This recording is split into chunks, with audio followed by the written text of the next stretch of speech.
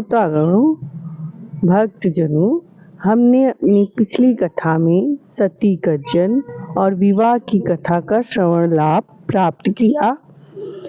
अब हम देवी भगवती सती ने योगा अग्नि में आत्मदाह किया, इस कथा को सुनेंगे।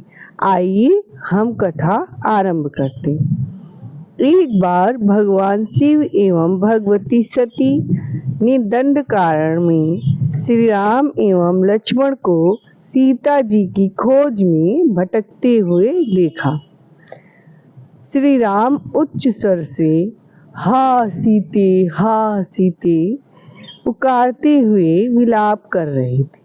भगवान शिव ने उन्हें देखकर अत्यंत भक्तिपूर्वक श्रद्धा से जय सच्चिदानंद कहकर प्रणाम किया।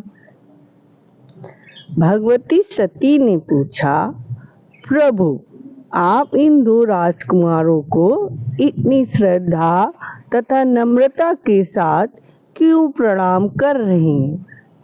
इस प्रश्न पर भगवान शिव ने कहा, देवी, ये दोनों राजकुमार कोई साधारण मनुष्य नहीं हैं। भगवान विष्णु और शेष ने ही सूर्यवंश में राजा दशरथ के पुत्रों राम लक्ष्मण के रूप में अवतार लिया है। पर भगवती सती को अपने पति भगवान शिव की इन बातों पर विश्वास नहीं हुआ। तब भगवान शिव ने कहा, यदि देवी आपको मेरी बातों पर विश्वास नहीं है तो स्वयं जाकर आप इसकी जांच कर लें। तब तक इस वट वृक्ष के नीचे बैठकर मैं तुम्हारी प्रतीक्षा करूंगा। भगवती सती सीता जी का रूप धारण करके श्री राम की परीक्षा लेने पहुंची, परंतु वे श्री राम को भ्रमित नहीं कर सकी। वे परमात्मा के स्वरूप को सामान्य समझने की भूल कर बैठी थी। वह सब कुछ समझ गए। उन्होंने भगवती सती को नम्रता पूर्वक प्रणाम किया और मुस्कुरा कर कहा, देवी, आप इस वन में अकेले क्यों विचरण कर रही हैं? भगवान शिव कहाँ हैं और आपने इस नए रूप को क्यों धरा है? भगवती सती तो राम की परीक्षा लेने गई थी, इसलिए पहचान लिए जाने पर अत्यंत लज्जित थी। उनकी स्थिति ऐसी थी मानो किसी को ठगने गया स्वयं ठग लिया गया हो, लेकिन तीर तो हाथ से छूट चुका था। वे वापस भगवान शिव के पास लौट चली। रास्ते में वह सोचती नहीं कि भगवान शिव के वचनों पर विश्वास न करके उन्होंने अच्छा नहीं किया, उनसे अपराध हो गया। वे शिव को क्या कहेंगी? ये सोच सोच कर भगवती सती का मन अत्यंत व्याकुल हो उठा।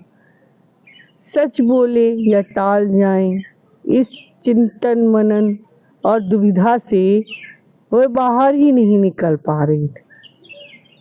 इन दोनों में से एक का निर्णय वे नहीं ले पा रही थी।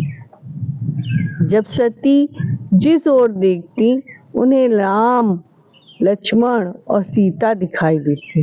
भगवती सती ने अनगिनत विष्णु, ब्रह्मा और शिव देखे। उन्होंने अनेक देवी शक्तियों को देखा। भगवती सती ने देखा कि सभी देवता सीताराम की स्तुति करने में व्यस्त है।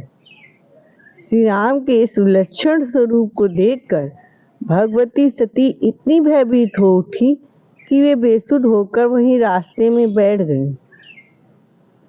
उन्होंने श्री राम सीता के चरणों में मन ही मन बारंबार प्रणाम किया और उठ चली।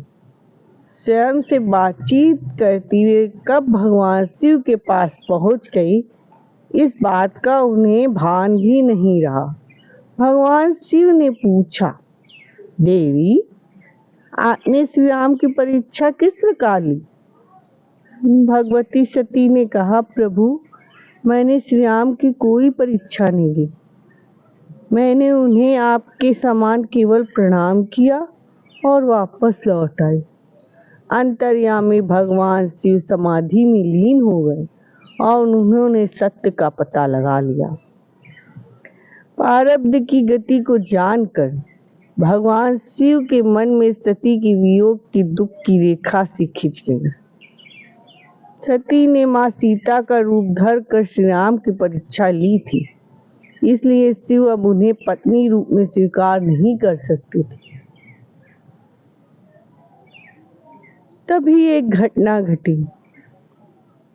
भावी प्रबल होती है, उसे कोई टाल नहीं सकता। सती ने आकाश मार्ग से देवताओं को कहीं जाते हुए देखा। भगवान शिव से पूछा, हे प्रभु, ये देवगण कहाँ जा रहे हैं? भगवान शिव ने कहा, देवी, तुम्हारे पिता दक्ष ने एक विशाल एवं भव्य यज्ञ का आयोजन किया है। ये देवगण उसी में भाग लेने के उद्देश्य से जा रहे हैं। किसी कारण से तुम्हारे पिता दक्ष हमसे द्रोही हो गए हैं, इसलिए उन्होंने हम दोनों को आमंत्रित नहीं किया। बिना बुलाए हमें वहां कदापि नहीं जाना चाहिए। परंतु भगवान शिव के बार बार समझाने पर भी भगवती सती नहीं मानी। उनका हठ अर्थात जिद देखकर भगवान शिव ने भगवती सती को अपने 8 सहस्त्र गणों के साथ दक्ष के यहाँ भेज दिया।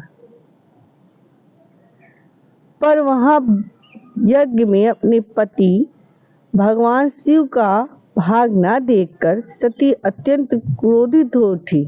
उन्होंने योग शक्ति से योगाग्नि प्रकट की और उसमें अपने शरीर को जलाकर भस्म कर दिया।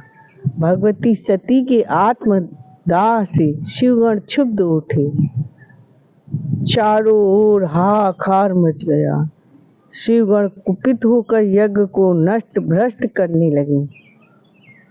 महर्षि भृगु ने किसी प्रकार रक्षोघ्न मंत्र का उच्चारण करके यज्ञ की रक्षा की। आगे दक्ष यज्ञ का पूर्ण विध्वंस वीरभद्र के द्वारा किस प्रकार किया गया, इस कथा का श्रवण लाभ हम प्राप्त करेंगे और कथा आगे जारी रखेंगे। ओम नमः शिवाय।